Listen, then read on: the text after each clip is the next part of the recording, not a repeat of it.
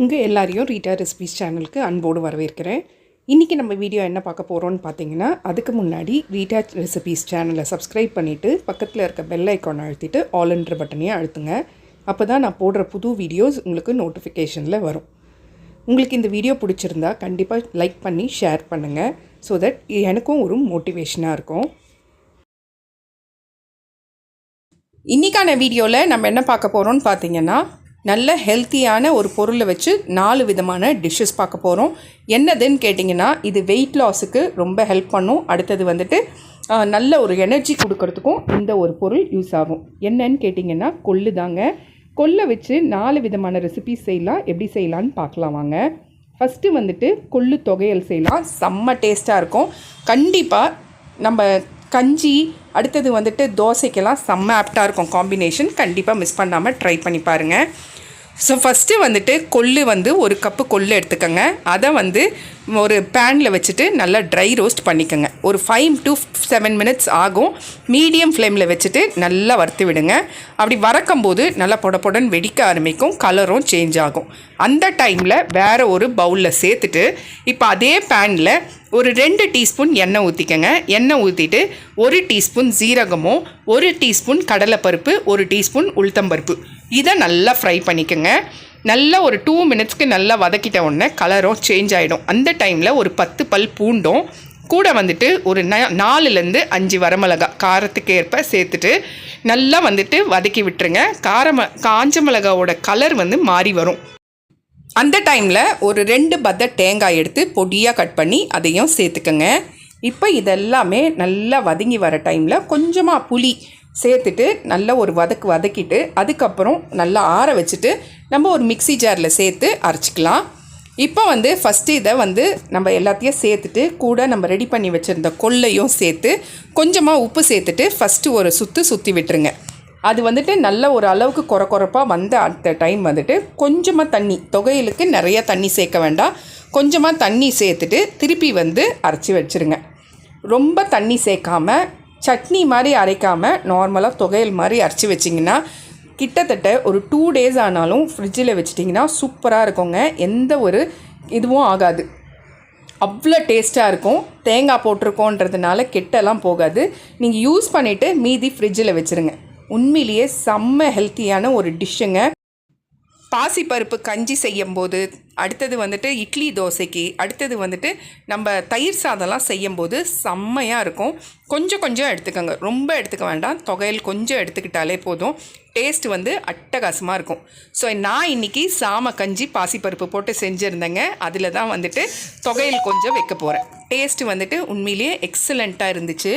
So கண்டிப்பாக நீங்களும் இதே மாதிரி செஞ்சு பாருங்கள். செஞ்சு பார்த்துட்டு எப்படி இருந்துச்சுன்னு கமெண்ட்டில் சொல்லுங்கள். இந்த சாம கஞ்சிக்கும் அந்த கொள்ளு தொகையிலுக்கும் உண்மையிலேயே காம்பினேஷன் சூப்பருங்க. ஸோ அவ்வளோதான், சூப்பரான சாம பாசிப்பருப்பு கஞ்சி தேங்காய் துருவலோடு சேர்த்துட்டு கூட கொள்ளு தொகையல் அட்டகாசமான காம்பினேஷனோடு முடிச்சாச்சு. அடுத்த ரெசிபி என்னன்னு பார்க்கலாம். ஸோ செகண்ட் ரெசிபி என்னன்னு பார்த்தீங்கன்னா, கொள்ளில் ரசம் தாங்க. உண்மையிலேயே கொள்ளில் ரசம் சூப்பராக இருக்கும். உடம்புக்கும் ரொம்ப ஹெல்த்தி, ஆனால் கொஞ்சம் சூடு ஜாஸ்தி. அதனால் கொஞ்சமாக வச்சு சாப்பிடுங்க. ஒரு 10 daysக்கு ஒன்ஸ் சாப்பிட்லாம். ஃபஸ்ட்டு கொள்ளு ஒரு சின்ன கப்பு 1 கப்பு கொள்ளு எடுத்து ஒரு 2 கப்பு தண்ணி ஊற்றி நல்லா ஒரு 5 விசிலுக்கு மீடியம் ஃப்ளேமில் வச்சு 5 விசில் விட்டுருங்க. 5 விசில் வந்தோடனே ப்ரெஷரெல்லாம் ரிலீஸ் பண்ணிவிட்டு கொள்ளு இந்த மாதிரி வெந்திருக்கணும். இந்த பாருங்கள், இந்த மாதிரி வெந்திருக்கணும். ஸோ இதை நம்ம தண்ணியெல்லாம் இருத்துட்டு கொள்ளை மட்டும் ஒரு மிக்ஸி ஜாரில் சேர்த்து பல்ஸ் மோடில் அரைக்க போகிறோம். ரொம்ப மைய அரைக்க வேண்டாம். பல்ஸ் மோடில் ஒரு 2 to 3 times போட்டு நிறுத்தினாலே போதும். இந்த மாதிரி மைய வந்துடும். இது கூட ஒரு சொம்பு தண்ணி எடுத்து ஒரு பவுலில் சேர்த்துருக்கேன். சேர்த்துட்டு இப்போ நம்ம அரைச்சோம் இல்லைங்களா, அந்த கொள்ளை சேர்த்துட்டு அதையும் நல்லா கரைச்சி வச்சுக்கோங்க. அந்த கொள்ளு தண்ணி இருக்குது இல்லைங்களா, அதை கீழே ஊற்றாமல் அந்த தண்ணியிலையே சேர்த்துக்கோங்க. இப்போ ஒரு மிக்ஸி ஜாரில் 2 தக்காளி, பழுத்த தக்காளியாக எடுத்துக்கோங்க. அதை கட் பண்ணி சேர்த்துட்டு இது கூட மற்ற ஐட்டம்ஸ்லாம் நம்ம ரசத்துக்கு எப்படி செய்வோமோ அதே மாதிரி செஞ்சுக்கலாம். ஒரு 4லேருந்து 5 வரமிளகா, அடுத்தது ஒரு 4லேருந்து 5 பல் பூண்டு, 1.5 டீஸ்பூன் மிளகு, 1 டீஸ்பூன் ஜீரகம் சேர்த்துட்டு இதை ஃபஸ்ட்டு நல்லா கொரகொரப்பாக அரைச்சிட்டு வந்துடலாம். ரொம்ப மையெல்லாம் அரைச்சிடாதீங்க, கொரகொரப்பாக அரைச்சிட்டு வந்துடுங்க. அரைச்சிட்டு வந்துட்ட பிறகு நம்ம வந்துட்டு லெமன் சைஸ் புளி எடுத்து அதையும் வந்து இந்த கொள்ளு தண்ணியிலேயே நம்ம வந்து கரைச்சிக்கலாம். இதெல்லாம் ரெடி பண்ணி வச்சுட்ட பிறகு அதுக்கு ஒரு பேன் வச்சு அதில் ஒரு 2 டீஸ்பூன் எண்ணெய் ஊற்றிக்கங்க. எண்ணெய் நல்லா காஞ்ச உடனே ஒரு டீஸ்பூனுக்கு கடுகு, சின்ன டீஸ்பூன் தான் எடுத்திருக்கேன், கடுகு எடுத்துக்கோங்க. அது கூட கருவேப்பிலை வந்து ஒரு கைப்பிடி அளவு சேர்த்துட்டு நல்லா தாளிச்சிக்கோங்க. இதை தாளிச்சிட்ட பிறகு நம்ம ரெடி பண்ணி அரைச்சி வச்சுருந்தோம் இல்லைங்களா, தக்காளி வந்து கொரகொரப்பாக அரைச்சி வச்சுருந்தோம் இல்லைங்களா, அதை சேர்த்து ஒரு 2 நிமிஷத்துக்கு நல்லா வதக்கி விடுங்க. இது வதக்கும் போதே எண்ணெய்லாம் அழகாக பிரிஞ்சு வந்துடுங்க. ஸோ இது வந்து டேஸ்ட்டு வந்து என்ஹான்ஸ் பண்ணி கொடுக்கும், அதுக்காக தான். இப்போ வதக்கிட்ட பிறகு நம்ம நார்மலாக வந்துட்டு தண்ணி ரெடி பண்ணி வச்சுருந்தோம் இல்லைங்களா, அந்த கொள்ளு தண்ணியில் வதக்கினதை சேர்த்துக்கங்க.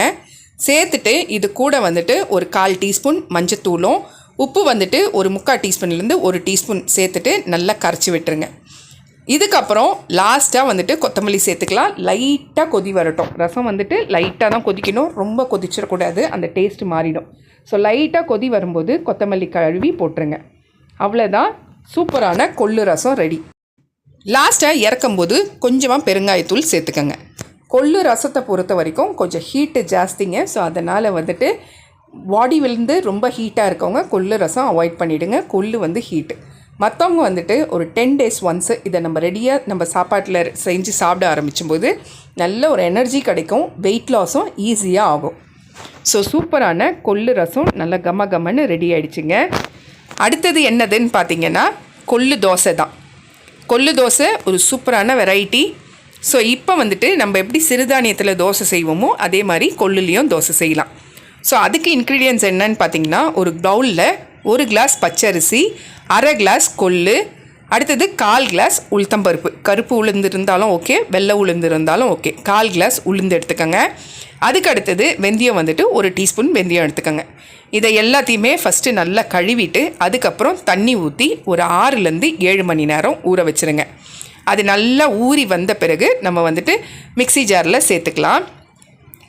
ஸோ இப்போ வந்துட்டு நல்லா ஊறி வந்துருச்சு. ஸோ இந்த டைமில் வந்துட்டு மிக்ஸி ஜாரில் சேர்த்துக்கலாம். தண்ணியெல்லாம் இருத்துட்டு அதுக்கப்புறம் மிக்ஸி ஜாரில் சேர்த்துக்கங்க. சேர்த்து நல்லா மையாக அரைச்சிட்டு வரணும். கொஞ்சம் கொஞ்சமாக தண்ணி ஊற்றி நல்லா மையாக அரைச்சிக்கலாம்.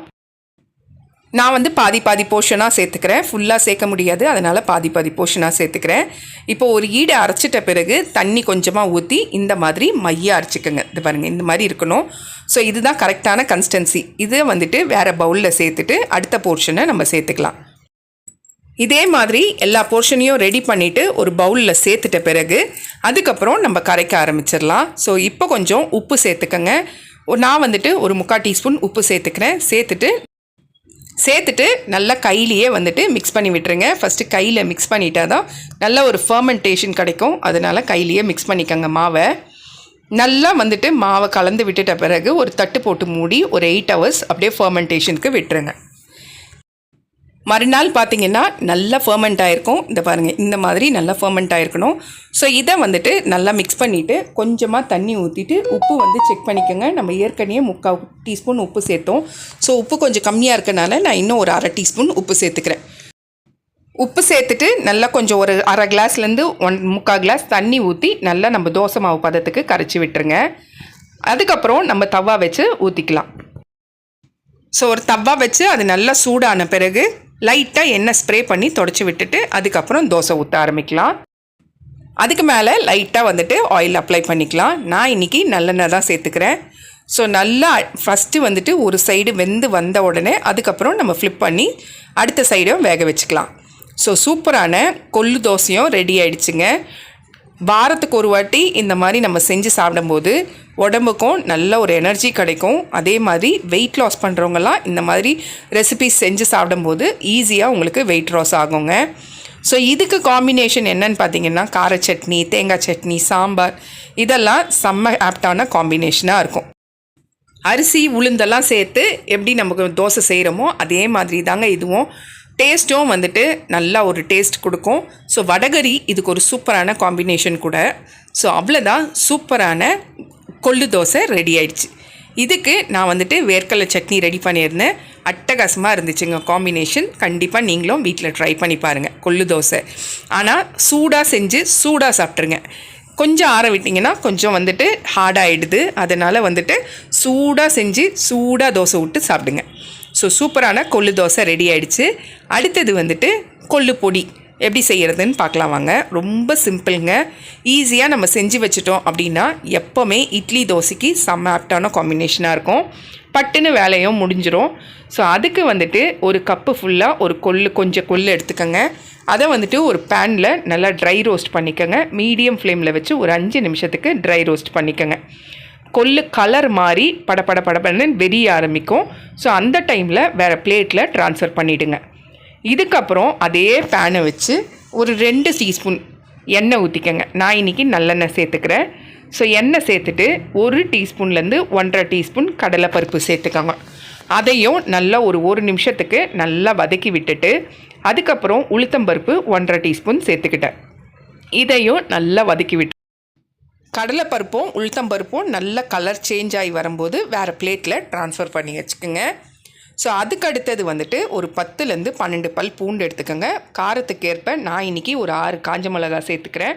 ஸோ காரத்துக்கு ஏற்ப நீங்கள் காஞ்ச மிளகா சேர்த்துக்கோங்க. 1 டீஸ்பூன் மஞ்சத்தூள் சேர்த்துக்கோங்க. இதையும் நல்லா ட்ரை ரோஸ்ட் பண்ணணும். பண்ணிட்ட பிறகு இதையும் எடுத்து வேறு பவுலில் ட்ரான்ஸ்ஃபர் பண்ணிக்கோங்க. நல்லா ஆற வைக்கணும். ஆற வச்சுட்டு தான் நம்ம அரைக்க போகிறோம். ஸோ இதெல்லாம் சேர்த்துட்டு நல்லா ஆற வச்சிட்ட பிறகு மிக்ஸி ஜாரில் சேர்த்துக்கோங்க. சேர்த்துட்டு நல்லா கொரகொரப்பாக அரைக்கணும். கொரகொரப்பாக வந்துட்டு அந்த பருப்பெல்லாம் முழுசாக இல்லாமல் ஓரளவுக்கு நல்லா வந்துட்டு பவுடரும் ஆகணும். அதே சமயத்தில் நல்லா கோஸாக இருக்கணும். ஸோ இதுக்கு கூட கொஞ்சமாக உப்பு சேர்த்துட்டு இந்த மாதிரி நல்லா கொரகொரப்பாக அரைச்சிட்டு வந்துடலாம். நான் இதை 2 பேட்சாக சேர்த்துக்கிறேன். சேர்த்துட்டு நல்லா கொரகொரப்பாக அரைச்சிட்டு வந்தாச்சு. அவ்வளோதான், பருப்பு பொடி ரெடி. ஸோ இதை வந்துட்டு நம்ம நல்லா ஆற வச்சுட்டு அதுக்கப்புறம் தாங்க ஏர்டைட் கண்டெய்னரில் சேகரிக்கணும். ஆனால் அதுக்கு முன்னாடி இதை நல்லா ஃபஸ்ட்டு ஆற வச்சுருங்க. இல்லைன்னா ஈரப்பதம் பட்டு கொள்ளு பொடி வந்துட்டு ஈஸியாக கெட்டு போகிறதுக்கு வாய்ப்பு இருக்குது. அதனால் அரைச்சிட்டு நல்லா ஆற வச்சுட்டு அதுக்கப்புறம் கண்டெய்னரில் சேகரிச்சிங்கன்னா 1 மாதம் வரைக்கும் கொள்ளு பொடி சூப்பராக இருக்குங்க. நல்லெண்ணெய் ஊற்றி சாப்பிடும்போது அவ்வளோ ஒரு டேஸ்ட் இருக்கும். ஸோ இட்லி தோசைக்கு செம்மையான ஆப்டான காம்பினேஷன். கண்டிப்பாக கொள்ளு பொடி வந்துட்டு வீட்டில் ரெடி பண்ணி வச்சுட்டு நீங்கள் ரெகுலராக யூஸ் பண்ணலாம். சூப்பரான கொள்ளு பொடியும் ரெடி ஆயிடுச்சு. ஸோ இத்தனை ரெசிபீஸ் வந்துட்டு நம்ம நார்மலாக கொள்ளை வச்சு ரெடி பண்ணியிருக்கோங்க. எல்லாத்தையும் செஞ்சு பார்த்துட்டு எப்படி இருந்துச்சுன்னு கமெண்ட்டில் கண்டிப்பாக சொல்லுங்கள். நீங்கள் சொல்கிற கமெண்ட்ஸ் வந்துட்டு எனக்கு ரொம்ப ரொம்ப ரொம்ப முக்கியம். ரொம்ப ஒரு மோட்டிவேஷனாகவும் இருக்கும். ஸோ கண்டிப்பாக கமெண்ட் பண்ணுங்கள் எப்படி இருந்துச்சுன்ட்டு. நம்மளோட குவாலிட்டி ப்ராடக்ட்ஸில் நலங்கு மாவு சேல்ஸ் பண்ணிகிட்ருக்கோன்றது உங்கள் எல்லாருக்கும் தெரியும். நிறைய கஸ்டமர்ஸ் எங்கிட்ட வாங்கி சிஸ்டர் சூப்பராக இருக்குது நலங்கு மாவு அப்படின்னு சொல்லிட்டு ரிப்பீட்டடாக வாங்கினவங்க நிறைய பேர். அதுக்கடுத்ததாக சியக்காய் தூள், செம்பருத்தி தூள், அடுத்தது வந்து மருதாணி தூள், ஆம்லா பவுட்ரு எல்லாமே நம்ம ரெடி பண்ணி சேல்ஸ் பண்ணிகிட்ருந்தோம். தலைமுடிக்கும் முகத்துக்கும் இதுவும் நல்ல ஒரு சேல்ஸு, நல்ல ஒரு ரீச் கொடுத்தது கஸ்டமருக்கு. அடுத்ததாக நம்ம செஞ்சது வந்துட்டு சோப்பு ரெடி பண்ணோம். சோப்பில் வந்துட்டு குப்பமேனி சோப்பு, துளசி சோப்பு, நலங்கு மாவு சோப்பு, மஞ்சள் சோப்புன்ட்டு சோப்புலேயே ஒரு 5-6 வெரைட்டி ரெடி பண்ணி அதையும் சேல்ஸ் போட்டோம். எல்லாமே வந்துட்டு நல்ல ஒரு லாங் லாஸ்டிங்காக இருக்குது, நல்ல ஒரு ஃப்ராக்ரன்ஸ் இருக்குது அப்படின்னு சொல்லி நிறைய கஸ்டமர்ஸ் வாங்க ஆரம்பித்தாங்க. இப்போ நம்ம லான்ச் பண்ணியிருக்கிறது என்னதுன்னு பார்த்தீங்கன்னா ஹேர் ஆயில் தான். Quality hair oil. இதில் 12 விதமான பொருட்கள் நம்ம சேர்த்துருக்கோம். துளசி, கற்பூரவல்லி, அடுத்தது வந்துட்டு மருதாணி, செம்பருத்தி இலைன்ட்டு 12 பொருட்கள் சேர்த்துருக்கோம். செக்கில் ஆட்டின தேங்காய் எண்ணெயை வச்சு தான் நம்ம இந்த ஹேர் ஆயிலை ரெடி பண்ணிகிட்ருக்கோம். ஸோ இங்கே இருக்கிற ப்ராடக்ட்ஸில் எது வேணும்னாலும் மேலே இருக்க நம்பருக்கு வாட்ஸ்அப் பண்ணுங்கள். இன்னொரு விஷயம் சொல்லணுன்னா, கண்டிப்பாக உங்கள் சப்போர்ட் இல்லாமல், உங்களோட பிளெஸ்ஸிங்ஸ் இல்லாமல் இந்த அளவுக்கு எங்களால் வந்திருக்க முடியாது.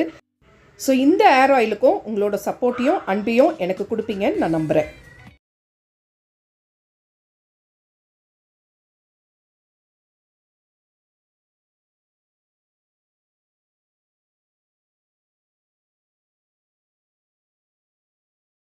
ரீட்டா ரெசிபீஸ் சேனலுக்கு சப்ஸ்கிரைப் பண்ணிவிட்டு பக்கத்தில் இருக்க பெல் ஐக்கான் அழுத்திட்டு ஆல்ன்ற பட்டனையும் அழுத்துங்க. அப்போ தான் நான் போடுற புது வீடியோஸ் உங்களுக்கு நோட்டிஃபிகேஷனில் வரும். இந்த வீடியோ உங்களுக்கு பிடிச்சிருந்தால் உங்கள் ஃப்ரெண்ட்ஸ் அண்ட் ஃபேமிலி ரிலேட்டிவ்ஸ்க்கு ஷேர் பண்ணுங்கள். ஸோ தட் அது எனக்கு ஒரு மோட்டிவேஷனாக இருக்கும். வீடியோ பிடிச்சிருந்து நல்லா இருந்துச்சுன்னா ஒரு சின்ன கமெண்ட் கொடுங்க.